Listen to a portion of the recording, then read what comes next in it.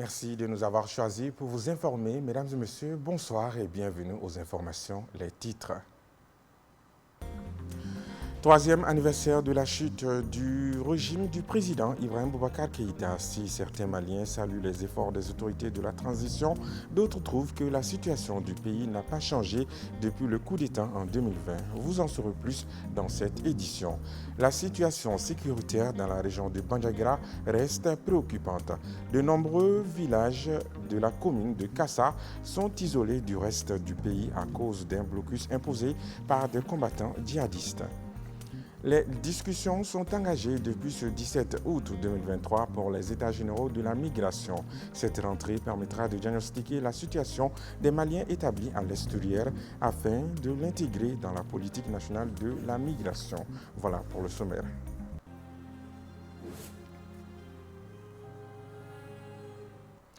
Bonsoir et bienvenue aux informations. La Commission des finances, de l'économie, du plan, de la promotion du secteur privé et des industries du Conseil national de transition CNT a organisé un atelier de formation sur la gestion axée sur les résultats et la préparation, l'adoption et l'exécution du budget en mode programme aux anciens et nouveaux commissaires récemment inscrits au Conseil national de transition CNT. Pour en savoir plus, écoutons quelques réactions au micro de Idrissa Sidibé et de Zakaria Oumar Keïta.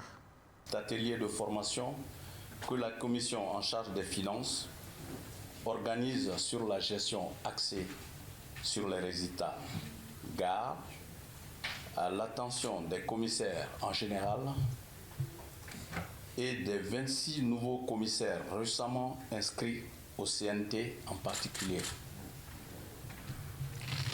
Certes, pour les premiers, il s'agit d'un exercice pédagogique de renforcement de capacité. Mais pour les seconds, cette formation entend anticiper leur initiation à la technique de la gestion axée sur les résultats avant l'examen du budget 2024. Le Mali, à l'instar des autres pays de l'IMOA, est engagé dans un processus de modernisation de la gestion des finances publiques dont le couronnement a été le basculement en budget-programme depuis janvier 2018. Cette réforme d'envergure nécessite l'implication de tous les acteurs, à la fois gouvernementaux et législatifs. Elle requiert également une mise à jour régulière des connaissances pour les principaux acteurs dans le but de mieux cerner les concepts et les principes clés. C'est à ce titre que cette session de formation a été initiée par le CNT et qui, pour son animation, a bien voulu renouveler sa confiance au cadre de ma direction. Pour rappel, les deux thèmes phares qui seront présentés sont les suivants: gestion budgétaire axée sur les résultats, préparation, vote et exécution du budget en mode programme. Ces deux thématiques présentent un intérêt particulier pour nous en tant qu'acteurs qui pilotent le processus de mise en œuvre de la réforme. Au nom de Monsieur le Président du CNT, l'honorable Malik Diaw, empêché, je vous félicite pour cette participation et vous invite à plus d'assiduité et de curiosité sur les thèmes qui seront développés. Le secrétaire général adjoint des Nations Unies chargé des opérations de maintien de la paix est en visite de travail au Mali depuis ce jeudi 17 août 2023. Ce vendredi, Jean-Pierre Lacroix a rencontré les autorités maliennes sur le retrait de la MINUSMA.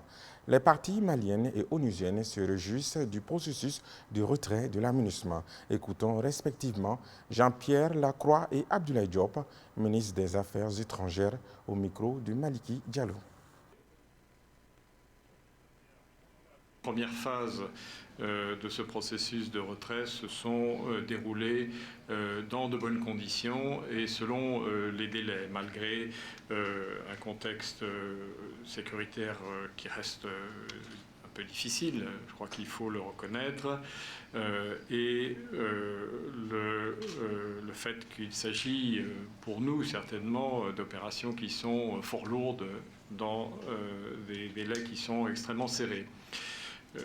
Sachez en tout cas que notre engagement à respecter dans toute la mesure du possible le délai de 6 mois qui nous a été donné par le Conseil de sécurité est total. C'est un délai très court, je le rappelle, mais nous tenons à faire le maximum pour que ce délai soit respecté. Et dans ce contexte, je le répète, la coordination étroite avec la partie malienne est fondamentale. Aujourd'hui, nous avançons assez bien par rapport à ce qui concerne la restitution des camps à l'État malien. Dans la première phase qui s'est bien exécutée, même si nous sommes encore à un ou deux objectifs qui restent à atteindre à ce niveau. Donc je tiens à saluer votre équipe ici et à poursuivre le dialogue avec vous pour pouvoir arriver à l'objectif commun d'un retrait organisé, mais qui puisse mettre l'État malien en condition de continuer son travail régalien de sécurisation des personnes et de leurs biens dans un contexte sécuritaire qui demeure parfois fragile.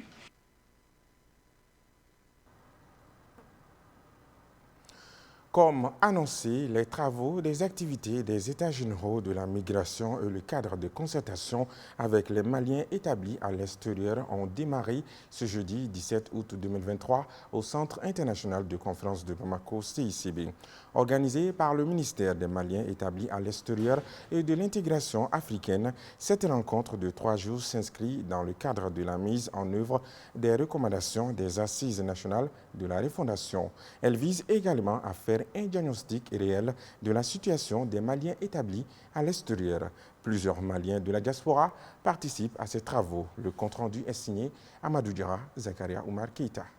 Les préoccupations des Maliens établis à l'extérieur constituent une priorité du gouvernement. C'est pourquoi le ministère des Maliens établis à l'extérieur et de l'intégration africaine a organisé cette rencontre pour faire les états généraux de la migration et le cadre de concertation avec les Maliens établis à l'extérieur. La présente rencontre s'inscrit dans le cadre de la mise en œuvre des recommandations des Assises nationales de la refondation de l'État.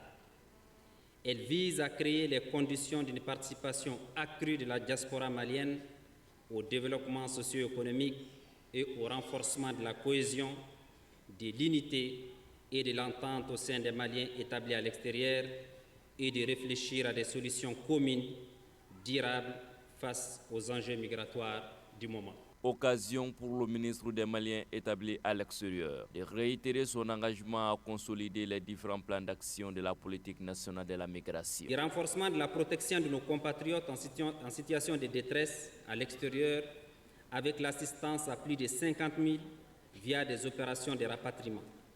Du soutien à plus de 200 projets communautaires en rapport avec les associations des Maliens établis à l'extérieur.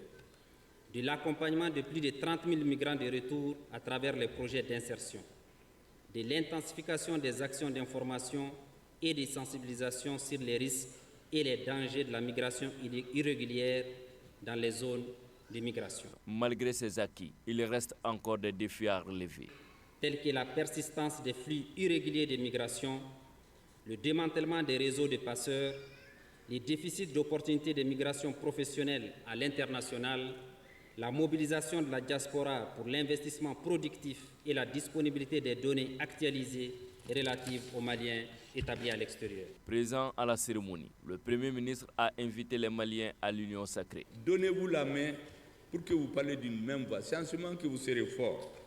Je vous encourage particulièrement à penser à préparer votre retour, à bâtir des ponts entre vos pays de résidence et le Mali, à intensifier vos actions de soutien et de développement en faveur de votre pays d'origine. À l'issue des présents États généraux, un cadre de concertation sera mis en place. Il sera un espace de coordination, d'échange et de partage entre le gouvernement, les Maliens établis à l'extérieur, les acteurs nationaux et internationaux concernés.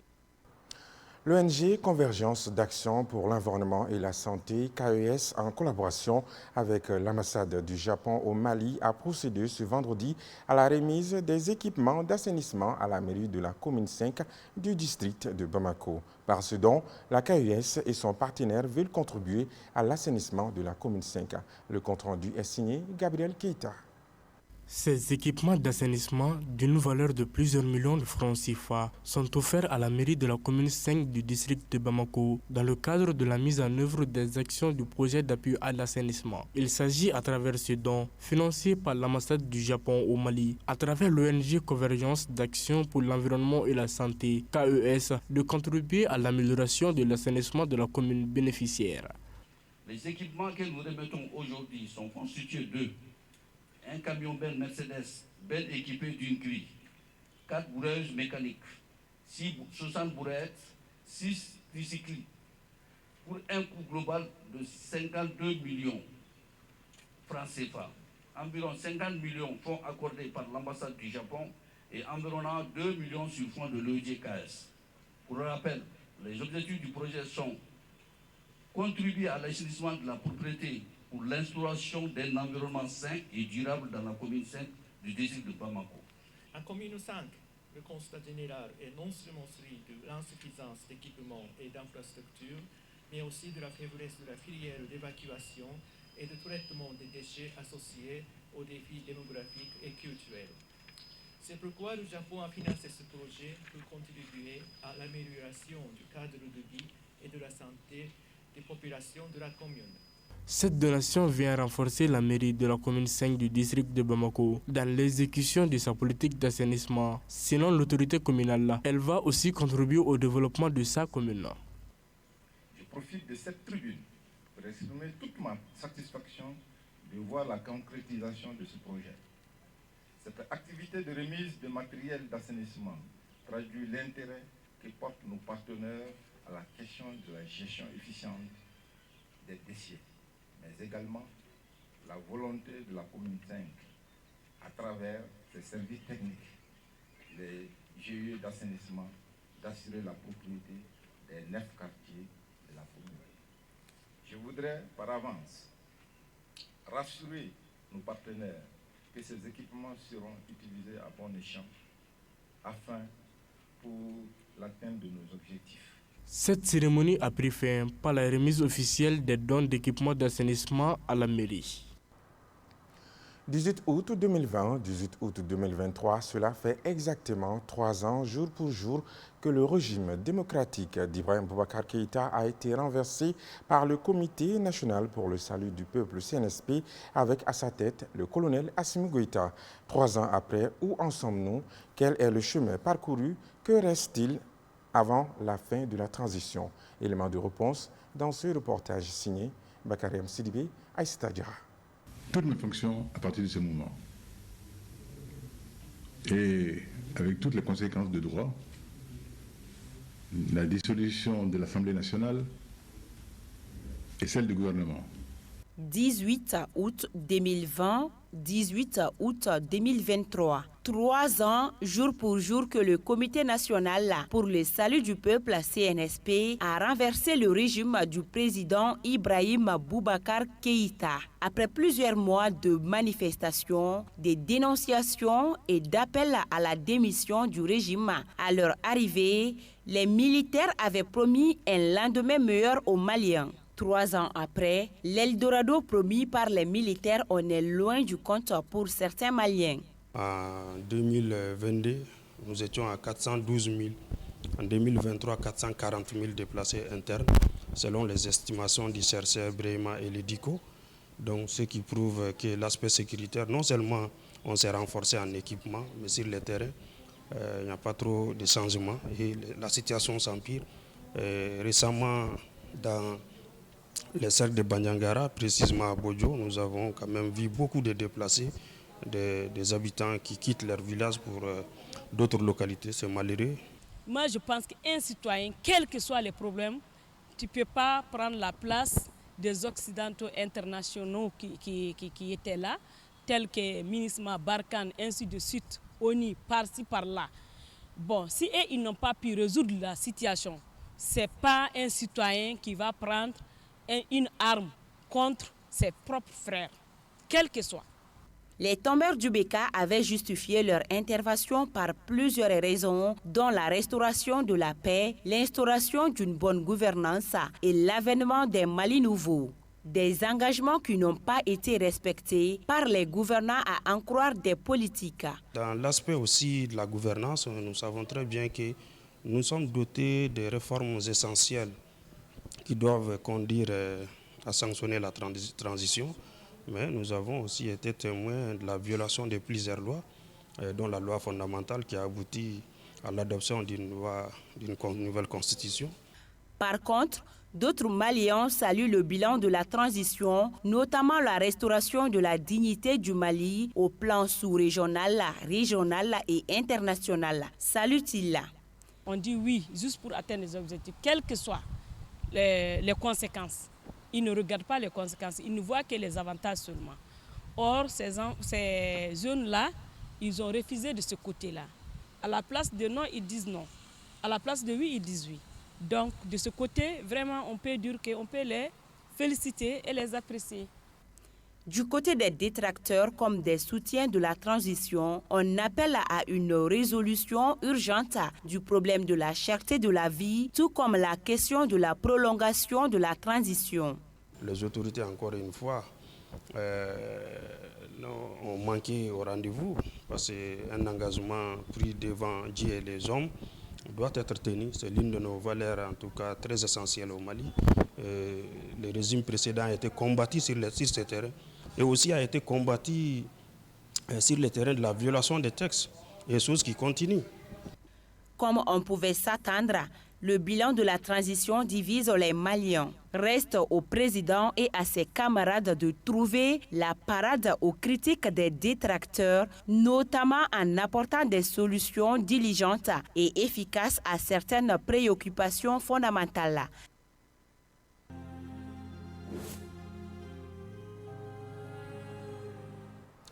Actualité régionale. Ce vendredi 18 août 2023, la ville de la cité des 333 Saints, Tombouctou, a essuyé des tirs d'obus par des groupes armés terroristes. En effet, des obus ont été lancés aux environs de 8h50. L'information a été confirmée par la direction de l'information et des relations publiques à DIRPA. Le dit incident a troublé la tranquillité de la population sans causer de dégâts ni de victimes, comme précisé par la DIRPA dans son communiqué. Enfin, elle a annoncé que l'évaluation est en cours pour la localisation des tireurs. La situation sécuritaire est très difficile dans les régions du centre en général et en particulier dans celle de Bandiagara, notamment la commune de Kassa, où actuellement de nombreux villages sont isolés du pays à cause d'un blocus imposé par des combattants djihadistes. Les habitants appellent à l'intervention de l'armée car les forces du mal ont miné tous les alentours des localités sous embargo. Oumugakou nous en parle. Selon les ressortissants des localités dans la détresse dans la commune de Kassa, les villages de Santaba, Ntanga, Saou, Dodas sont tous sous l'embargo des djihadistes. Aucun accès n'est possible car les terroristes ont tout miné tout autour des villageois mis sous embargo. À cause de cet isolement imposé, les populations locales sont dans de difficultés alimentaires et beaucoup ne dorment plus la nuit. En effet, les hommes passent la nuit en dehors des villages et très souvent se réfugient dans les grottes. Face à cette situation intenable, les populations lancent un appel pressant aux autorités pour mettre fin à ce blocus. Il reste évident que la mission ne sera pas facile car les terroristes ont presque miné toutes les voies d'accès aux localités concernées. Depuis plusieurs semaines, des hommes armés bloquent la route reliant Mopti à Tombouctou au niveau de Bambara Maoudi, une situation qui impacte fortement les passagers. Suivant le reçu de Maïmouna Ouedraogo avec le concours de Studio Tamani. En effet, selon nos confrères de Studio Tamani, à la gare de Tombouctou Siza Sévaré, dans la région de Mopti, la désolation se lit sur le visage des passagers. Ils sont à l'attente d'un véhicule depuis près de 7 jours. Rien ne rentre donc à Tombouctou par route. Les camions et certains véhicules de transport sont bloqués à Bambara Maoudé. Et pourtant, selon les transporteurs, la voie reliant Mopti à Tombouctou en passant par Bambara Maoudé est le seul chemin praticable pendant l'hivernage. Nos véhicules sont partis jusqu'à Bambara Maoudé. Ils sont restés là-bas pendant des jours. Ils n'ont pas pu passer. Ils disent que si on force, ils vont les brûler. Donc on est stoppé là-bas. Camions et marchandises, rien ne rentre. Il faut que l'État nous aide pour libérer cette route, explique Idrissa Maïga, chef d'escale de la gare de Tombouctou à Sévaré. En attendant la levée de ces blocus des groupes armés, certains passagers dorment à la gare. Ils espèrent avoir la priorité dès la reprise des activités. D'autres ont préféré chercher des billets pour voyager par bateau. Coupe de la compétition africaine de football. Le détenteur de la Coupe du Mali, le Stade malien de Bamako, sera face au Ouattanga du Libéria ce dimanche 20 août 2023. Le mot d'ordre des Blancs de Bamako est de passer ce tour préliminaire. Delika Guindo et Moussa Traoré ont suivi son dernier match amical contre les Étoiles du Mandé avant le départ. Suivant. Le représentant du Mali à la Coupe CAF, le Stade malien de Bamako, part au Libéria après une victoire face aux Étoiles du Mandé 2-1. Une rencontre ultime pour se José avant d'affronter les Libériens, comme le confirme Bakosek, l'entraîneur du stade. Le début des compétitions africaines, très souvent, ça trouve qu'aucune équipe n'a commencé son championnat. Donc, je pense qu'on va aller au même pied d'égalité que l'adversaire. Si on a la chance de faire un résultat là-bas, c'est-à-dire gagner ou peut-être un match nul, de loin, après tout ce qu'on a vu dans la préparation, on a les moyens de faire un résultat là-bas. Les joueurs sont en tout cas bien motivés pour aborder dans les meilleures conditions cette rencontre. Ça travaille bien avec le nouveau coach, ça va déjà, il y a l'ambiance, ça travaille bien, tout le monde est motivé et on est concentré et on est prêt pour ce match. Quant aux dirigeants, il est rassuré avoir réuni les moyens nécessaires pour mettre le staff et les joueurs dans les meilleures conditions. Pratiquement, Dieu merci, toutes les conditions sont réunies. On a travaillé là-dessus, on s'est préparé par conséquent. Évidemment, c'est les aléas du football. On a fait démissionner des joueurs, leurs équipes, ils n'étaient pas prêts à nous donner. Mais aujourd'hui, pratiquement tous les joueurs sont qualifiés, à part les joueurs du Binka. A noter que l'équipe quitte Bamako ce samedi matin par un vol spécial pour Morovia. Ouattanga, Stade malien de Bamako, c'est ce dimanche 20 août à partir de 15h GMT. Une personne âgée n'est pas Dieu, mais a vécu longtemps avec Dieu. Proverbe africain. Excellente soirée à tous. À très bientôt.